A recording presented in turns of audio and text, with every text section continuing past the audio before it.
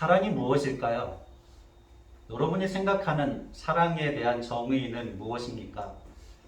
어느 유행가 가사에는 눈물의 씨앗이라고 노래하더라고요.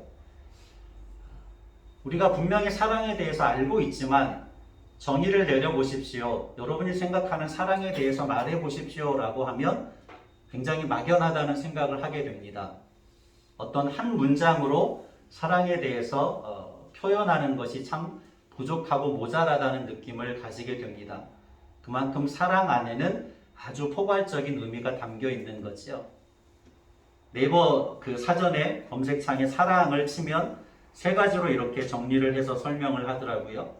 어떤 사람이나 존재를 몹시 아끼고 귀중히 여기는 마음 또는 그런 일, 이것이 사랑이랍니다. 두 번째로는 어떤 사물이나 대상을 아끼고 소중히 여기거나 즐기는 마음 또는 그런 일, 이것이 사랑이래요. 세 번째로는 남을 이해하고 돕는 마음, 또 그런 일, 이것이 사랑이라고 네이버 어학 사전에 이렇게 정의를 내려놨습니다. 제가 가지고 있는 책자로 된 국어 사전에는 네 가지로 설명을 하더라고요. 첫 번째가 귀중히 여기어 아끼고 위하여 정성을 다하는 마음, 그것이 사랑이래요. 두 번째로는 남녀가 서로 아끼고 위하는 열렬한 마음, 이것이 사랑이랍니다. 세 번째로는 어떤 사물을 몹시 좋아하거나 즐기는 마음.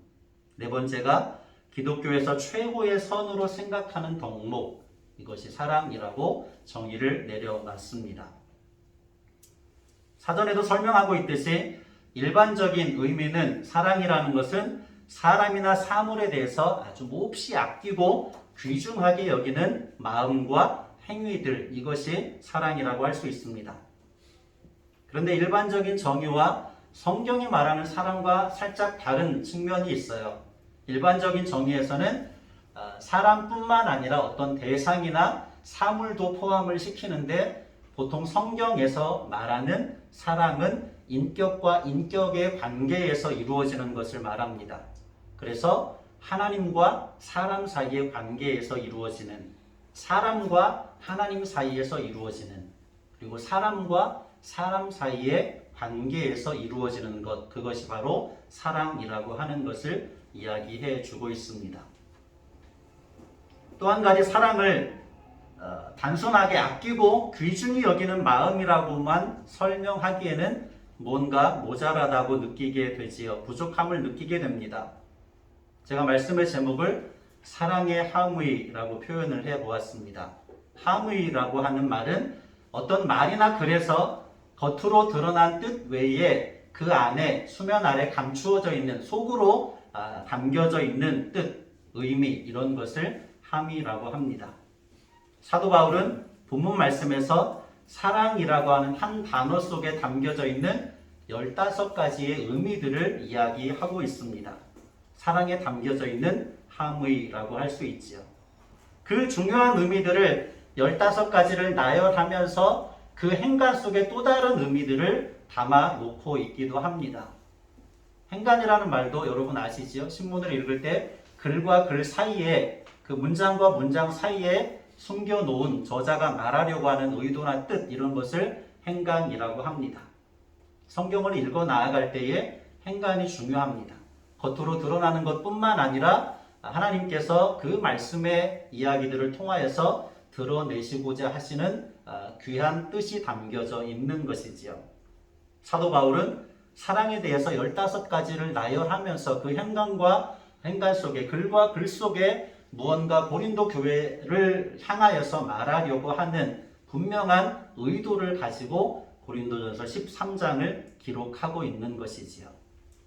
그래서 오늘 말씀을 통하여서 먼저 사랑에 담긴 15가지의 의미들을 정리해보고 그 행간에 담겨져 있는 뜻이 무엇인지를 사도 바울을 통하여서 오늘날의 현대 교회에 들려주기를 원하시는 하나님의 뜻이 무엇인지를 깨달을 수 있는, 그리함으로 지난 시간에 말씀을 나눴던 것처럼 하나님을 사랑한 모방으로, 하나님의 사랑을 모방한 사랑으로 우리 목양교회 공동체가 충만한 귀한 은혜가 임하시기를 예수님의 이름으로 간절히 축원합니다. 첫 번째 단락을 보면 사도 바울은 사랑에 담긴 15가지의 뜻을 계속해서 설명하고 있지요. 무엇입니까? 오래 참음, 온유함, 시기하지 않는 것, 자랑하지 않는 것, 교만하지 않는 것, 무례히 행하지 않는 것, 자기의 유익을 구하지 않는 것, 성내지 않는 것, 악한 것을 생각하지 않는 것, 불의를 기뻐하지 않고 진리와 함께 기뻐하는 것, 모든 것을 참으며 믿으며 바라며 견디는 것, 이것이 사랑이라고 소개하고 있습니다. 첫 번째, 오래 참음은 무엇을 이야기할까요? 어떤 나쁜 감정이나 노여움에 대해서 오랫동안 견디는 것을 이야기합니다. 누군가 나를 참을 수 없게 만드는, 화나게 만드는 상황이라고 할지라도 그것을 끝까지 오랫동안 견뎌내는 것, 그것이 오래 참음입니다. 두 번째로, 온유하다는 것은 다른 표준 세번역 성경에는 친절함이라고 이렇게 표현을 해 놓았습니다. 친절함, 오래 참음에서 한 단계 더 발전한 것이라고 할 수 있지요. 나를 화나게 하는, 나를 몹시 힘들게 하는 사람에 대해서 오히려 그에게 더 친절을 베푸는 것, 똑같이 그를 화나게 하고 분노하게 하는 것이 아니라 나를 화나게 하는 사람이라고 할지라도 오래 참으면서 그를 위하여 더 친절을 베푸는 것, 이것이 온유함입니다. 시기한다는 것은 우리 속담에 가장 잘 시기를 표현해주는 말이 있지요. 사촌이 땅을 사면 배가 아프다는 이야기입니다. 다른 사람이 잘 되는 것을 축하하고 응원하는 것이 아니라 은근히 배가 아픈 것이요. 인간의 어찌할 수 없는 죄된 본성이라고 생각합니다. 그러나 시기하지 않는 것이, 사촌이 땅을 사면 축하해주고 배 아파하지 않는 것이 사랑이라고 가르치지요. 네 번째가 자랑한다는 것을 이야기하죠. 다른 사람은 한없이 깔보고 업신여기면서 자기 자신에 대하여서는 허황되게 자랑하며 떠벌리는 것, 이것이 자랑하는 것입니다. 내로남불이지요. 다섯 번째가 무엇입니까? 교만입니다. 자랑하는 것이 말로 떠버리는 것이라고 하면, 교만한 것은 그의 마음에 항상 내가 최고라고 하는 자만심을 갖는 것을 이야기합니다. 하나님께서 가장 싫어하시고 미워하는 죄의 성질이지요. 왜냐하면 교만의 최고봉은 결국 무엇에 이르게 되느냐면 하나님의 존재를 부정하게 되는 것에 이르게 되기 때문입니다.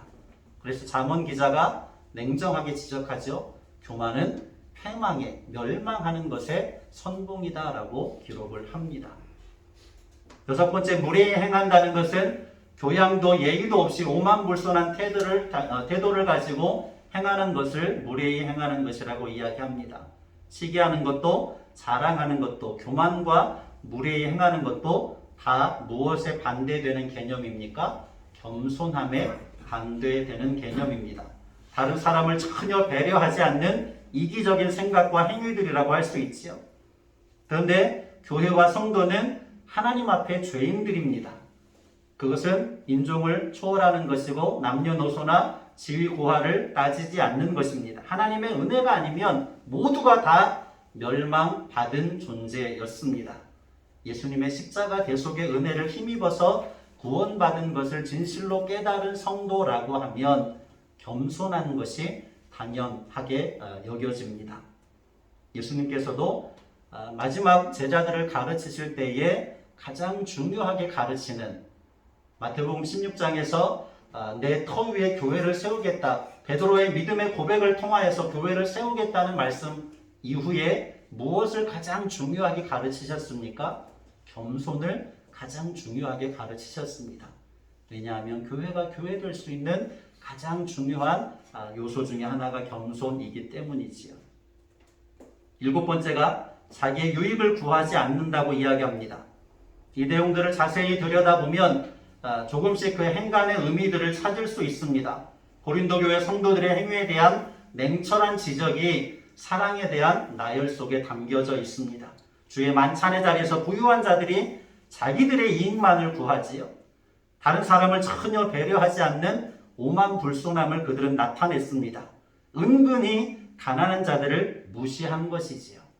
자기들이 많은 음식을 가져왔다고 해서 아직 가난한 자들이 오기도 전에, 종의 신분을 가진 자들이 예배에 오기도 전에 그 음식들을 다 가져다 먹어버렸습니다. 자기들이 가져왔으니 내가 먹겠다는 거죠. 그러한 오만 불손함을 그들은 나타냈습니다. 8대가 성내지 아니하며 부유한 자들은 오만 불손했고 가난한 자들은 그들의 행태에 대해서 부끄럽기도 하고 한편으로 화가 나기도 했습니다. 여기서 성내지 아니한다는 것은 그러한 상황 속에서 쉽게 화를 내서는 안 된다는 교훈을 가르치고 있는 것입니다. 때로는 분노해야 될 때가 있겠지요. 진리가 공격당할 때는 분노해야 됩니다. 예수님께서도 성전뜰에 거룩하게 하나님 앞에 제사를 드려야 하는 성전뜰이 장사치들의 시장터가 되어버린 것을 보시고 분노하신 장면을 마태복음이나 요한복음에서 발견할 수 있지요. 그러나 아무리 포악한 자들이라고 할지라도 오만불손한 태도를 보이는 자들이 있다라고 할지라도 교회 공동체 안에서는 쉽게 성내지 말아야 하는 것이 사랑이라고 가르치고 있습니다. 9번째가 무엇입니까? 악한 것을 생각한다는 이야기지요. 다른 사람에게 받은 상처나 모욕을 잊어버리지 아니하고 장부에 빼곡하게 기록해 놓는다는 의미가 이 말씀 안에 담겨 있습니다. 왜냐하면 그것을 잊어버리지 않고 기억해서 꼭 복수하겠다는 생각을 가지게 되는 거죠. 그러나 잊어야 할 것은 잊어야 합니다. 잊지 못하면 그 상처가 골마 터지게 되겠죠. 요즘 유행하는 말 중에 하나가 상처는 별이 된다라는 말이 유행하더라고요. 그 상처가 나를 발전시키는 힘이 되고 에너지가 되어야 하는 것이지 상처를 곱씹으면서 복수를 생각한다고 하면 서로를 죽이는 일이 될 것이 분명합니다. 그래서 악한 것을 오랫동안 생각하지 말고 잊어버리는 것이 사랑이라고 말씀하는 거지요. 10번째, 불의를 미워하고 진리와 함께 기뻐하라고 합니다. 요즘 세상이 거꾸로 돌아가는 것 같은 느낌을 받을 때가 많습니다. 정말로 불의한 일들이 드러났는데 오히려 그 불의한 사람에 대해서 팬클럽이 생겨가지고 많은 사람들이 가입을 합니다. 정말 불의한 것이 다 드러났는데 재판을 하면 무죄가 됩니다. 이런 일들이 우리의 일상의 삶 속에서 벌어지고 있습니다. 그러나 하나님께서는 반드시 정의롭지요. 불의와 진리를 명확하게 구별하셔서 다시 오실 그때에 심판하실 것입니다. 말씀한 곳을 찾아볼까요? 고린도전서 6장 9절로 11절입니다. 고린도전서 6장 9절로 11절.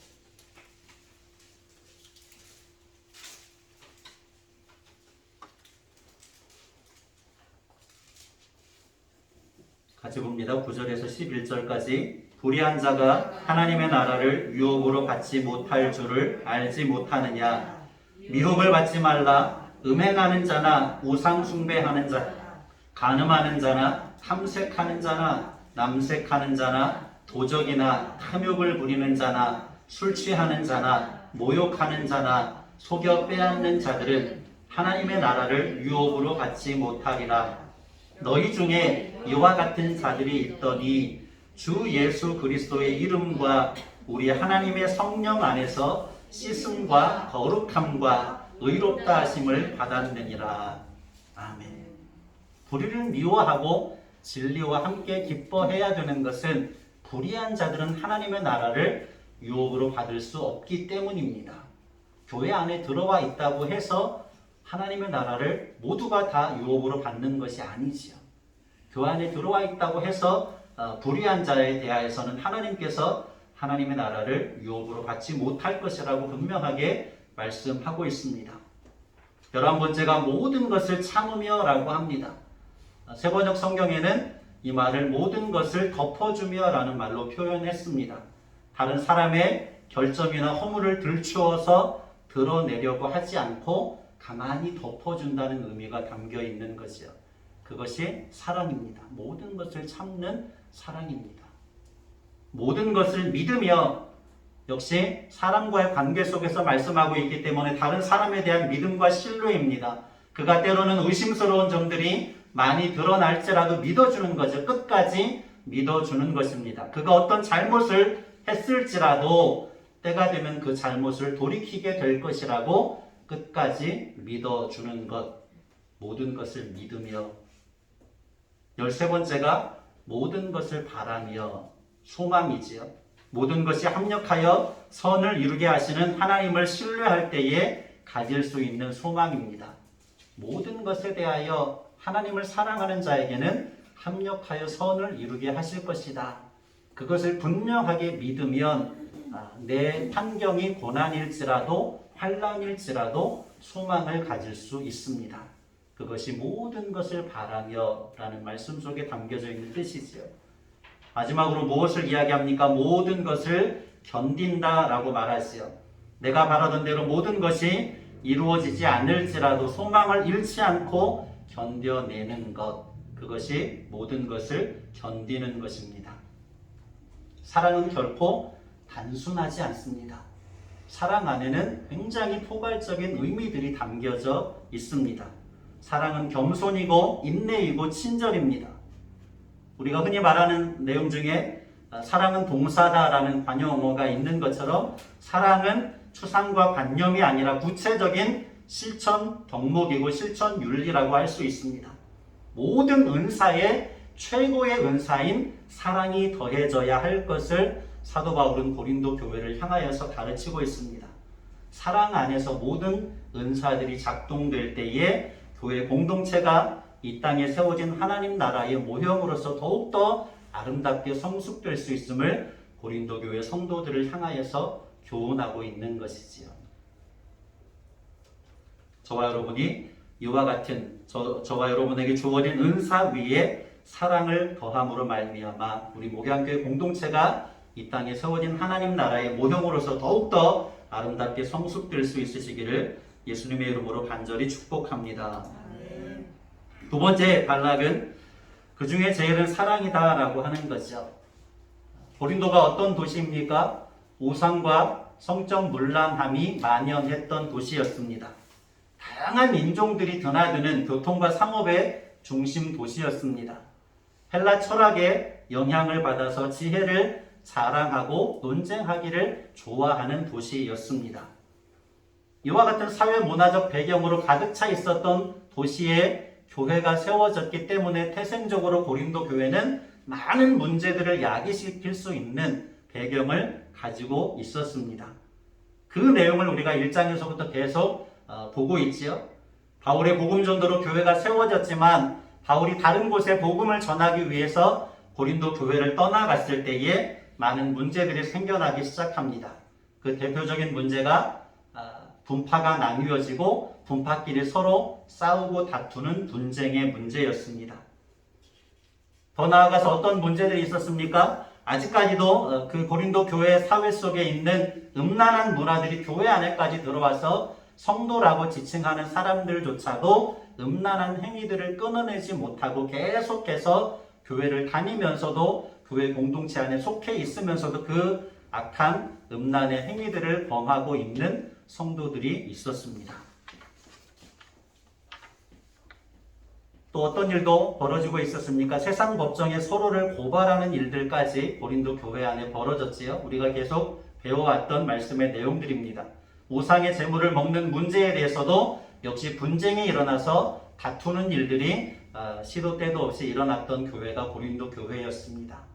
그리고 11장부터 나오는 이야기는 공적인 예배의 자리에서 일어나는 여러 가지 문제를 다루고 있는데 첫 번째로 말했던 것이 주의 만찬이 진행되는 자리였습니다. 이 말씀 속에서 행간의 의미들을 나누게 되는데 부유한 자들은 가난한 자들이 오기도 전에 종의 신분을 가진 성도들이 일과를 마치고 공적인 예배의 자리에 나오기도 전에 자신들이 가져온 음식들을 다 먹어버렸습니다. 계속 말씀을 나눴었지요. 그 오만불손한 태도에 가난한 자들이나 소외된 자들이나 종의 신분을 가진 자들이 굉장히 많은 상처를 받았고 그들을 시기하고 그들을 향해서 분노가 일어날 수밖에 없는 상황들이 고린도 교회 안에 공적 예배의 자리에 발생하고 있었습니다. 그들이 왔을 때는 이미 예배의 분위기가 깨트려져 있었던 거죠. 그렇게 만찬을 하고 나서 또 무슨 순서가 있습니까? 성만찬 예식이 진행되어야 합니다. 거룩하고 경건하게 진행되어야 할 예식인데 이미 음식을 나누면서 그 분위기가 깨트려져 있어 버렸기 때문에 서로를 향한 시기와 분쟁이 교회 안에 가득했기 때문에 성만찬 예식이 제대로 진행될 수가 없는 상황들이었습니다. 어떤 사람들은 부유한 자들은 무례히 행하였고 자기의 지식을 자랑했고 오만불손한 태도를 보였습니다. 가난한 자들은 종의 신분을 가진 자들은 교회 안에는 분명히 사도 바울을 통하여서 복음을 들을 때는 모두가 다 하나님 안에서 한 형제와 자매이고 영적 가족이고 평등하다라고 배웠는데 막상 교회 안에 들어와 보니 또 다른 차별이 존재하고 있는 것에 대하여서 낙심하고 부유한 자들에 대해서 자신들을 무시하는 그들에 대하여서 분노하는 일들이 벌어지게 되었다라고 하는 것이지요. 시기가 일어나고 분노하는 일들이 생겨날 수 있었습니다. 하나님께서는 교회가 확장되도록 하기 위하여서 복음이 확장되도록 하기 위하여서 고린도 교회를 향하여서 어느 교회들 못지않게 많은 성령의 은사들을 부어주셨습니다. 그것은 교회로 하여금 유익하게 성장하도록 하시기 위한 하나님의 선물이었고 개인의 신앙 동안 유익하게 성장하게 하기 위한 하나님의 선물이었습니다. 그런데 아직까지도 고린도 교회는 어린아이의 신앙에 머물러 있으므로 그러한 은사들이 자기 자신을 드러내고 자랑하는 자기의 유익만을 구하는 요소가 되고 있었습니다. 특히 어떤 은사가 방언의 은사나 예언의 은사들이 자기 자신을 자랑하고 드러내는 데 수단으로 쓰였습니다. 자기 자신이 받은 은사만이 더 큰 것이다 라고 자랑하면서 다른 사람의 은사들을 무시하는 일들이 생겨나게 되었습니다. 그래서 11장 12장의 사도 바울이 무엇이라고 이야기합니까? 너희들이 받은 각양 은사들은 다 한 성령으로부터 너희들에게 각자에 맞게 주어진 것이다. 그러니 머리 되신 그리스도의 몸으로서 너희는 아름답게 연합되고 일치되어야 할 것이다 라고 하는 것을 가르쳤지요. 그런데 실제 고린도 교회는 자기들의 은사만을 서로 자랑했기 때문에 그것이 혼란과 무질서에 빠지고 분쟁과 분파를 일으키는 요소가 되고 있었습니다. 인내하지 못하고 자기의 유익만을 구하는 자들이 있었고 자신의 지식만을 자랑하는 자들이 있었고 겸손히 서로를 섬겨야 할 교회가 오히려 이기적이고 불의한 모습들을 나타내는 모습들이 교회 안에 있었다라고 하는 것이죠. 그러다 보니 서로를 믿지 못하고 불신했습니다. 서로를 향해 분노하고 시기했습니다. 내가 당한 억울한 일을 꼭 갚아주겠다고 생각을 곱씹었던 사람들이 교회 공동체 안에 있었습니다. 지식은 있었지만 사랑이 부재했던 거죠. 은사는 많았지만 역시 사랑의 은사가 더해지지 않았던 것입니다. 그 행간 속에 담겨져 있는 뜻이 무엇입니까? 사랑이라고 하는 것을 15가지로 설명하면서 그 내용들을 들여다보면 실제로 고린도 교회 안에서 벌어지고 있는 감정적인 행위들을 사도 바울은 냉정하게 지적하고 있습니다.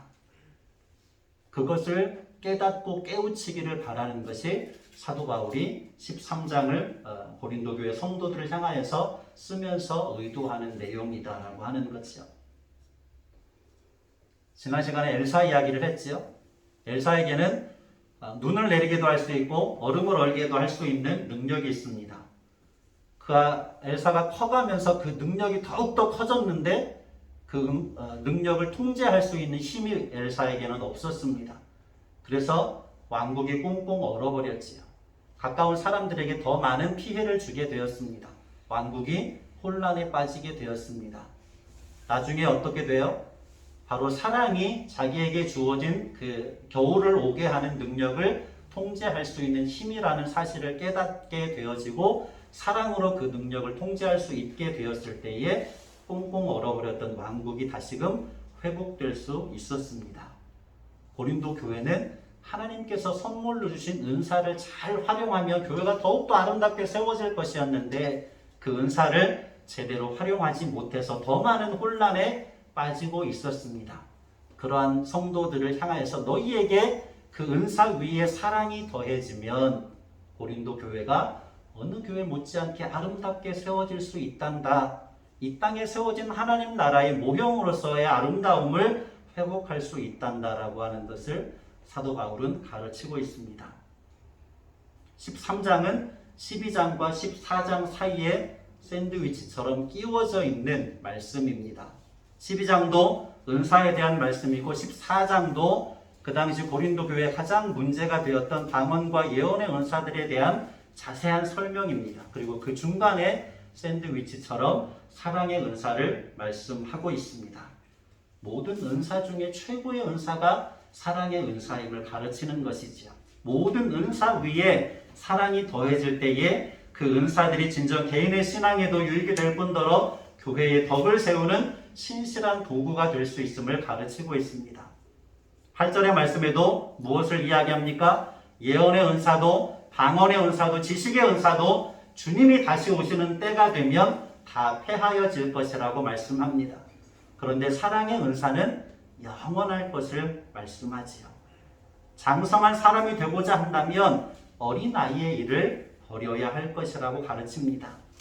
아직 은사에 대한 너희의 지식이 불완전해서 부분적인 것만 알고 거울을 보는 것처럼 희미하지만 그래서 많은 혼란을 겪고 있지만 주님이 다시 오시면 선명하게 볼 수 있을 것이다. 온전하기 위하여서는 믿음을 경주하고 소망을 잃지 말고 주님이 다시 오실 그날을 소망하면서 사랑으로 연합해야 될 것이다. 교훈이지요. 그리고 그 중에서도 제일은 사랑이라고 합니다. 주님이 다시 오시는 그날까지 그리스도의 몸으로서 교회가 연합되고 일치될 수 있는 최고의 은사는 사랑임을 가르치는 거죠. 정리하면 고린도 교회는 현대 교회의 자화상이라고 할 수 있습니다. 교회가 이 땅에 세워진 것은 하나님 나라의 모형으로서의 교회의 모습이지만 실제 세상 가운데 세워진 교회는 어떻습니까? 분명 하나님 나라의 모형이지만 불완전합니다. 말도 많고 탈도 많습니다. 아직은 불완전해서 거울로 보는 것처럼 희미합니다. 고린도 교회는 무엇으로 거울을 만들었을까요? 지금처럼 수은으로 만든 거울이 아니라 청동을 윤을 내서 만든 거울이었습니다. 잘 보였고 품질이 좋았다고 하지만 지금처럼 선명하게 볼 수 있는 거울이 아니었지요. 희미하게 볼 수밖에 없는 상황이었습니다. 하나님께서 은사를 주셔서 교회가 더욱더 덕을 세우고 유익하게 하기 위한 그림을 보여주셨지만 고린도 교회는 아직 희미하다는 거죠. 불완전하다는 이야기입니다. 그러나 주님이 다시 오셔서 완전하게 세워질 하나님의 나라는 불완전함이 없이 완전할 것이다. 주님 오시는 그때까지 너희가 하나님 나라의 모형으로서의 아름다움을 경주하기 위하여서는 반드시 무엇이 필요하다? 사랑이 필요하다. 이것을 교훈하고 있습니다. 제 신학교 동기가 있습니다. 전도사 생활을 하다가 어느 순간에 그 사역을 접고 평신도로 교회를 섬기고 있습니다. 친밀하게 지내기 때문에 저하고 연배가 같아서 친밀하게 지내는데 한 번씩 전화가 와서 충고를 합니다. 너 정말 목사다운 목사가 되라. 정말 교회를 아름답게 세워가라. 신앙생활을 하면서 자괴감이 들 때가 많대요. 목사에 대해서 실망할 때도 많고 성도 간에 분란이 일어나는 모습을 보면서 내가 왜 신앙생활을 해야 되는지 그런 생각을 할 때가 종종 있답니다. 그것이 한국 교회의 많은 교회의 불완전한 교회의 모습이고 실상입니다. 사랑이 더해지지 않았기 때문이지요. 그 모든 은사 위에 직분 위에 사랑이 더해질 때에 하나님 나라의 모형을 회복할 수 있을 것입니다. 요즘 스마트폰 카메라 너무 좋아졌지요. 어떤 때는 카메라로 찍은 것이 실제 화면보다 훨씬 더 선명하게 보여집니다. 교회는 불완전하지만 하나님의 사랑을 더해서 선명해지면 하나님 나라의 모형을 선명하게 보여줄 수 있는 공동체가 될 수 있습니다. 하나님께서 이 땅의 교회 위에 기대하시는 모습이라고 할 수 있는 거죠.